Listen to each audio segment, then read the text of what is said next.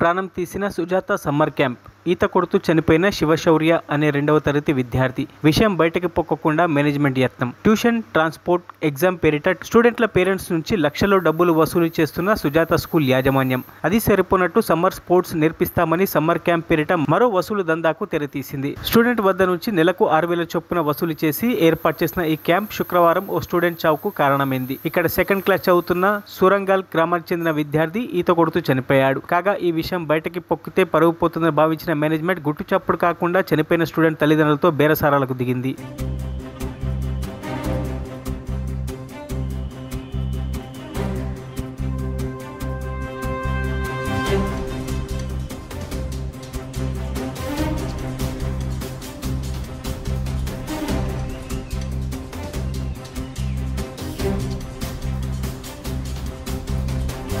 మరిన్ని అప్డేట్స్ కోసం మా ఛానల్ని సబ్స్క్రైబ్ చేయండి.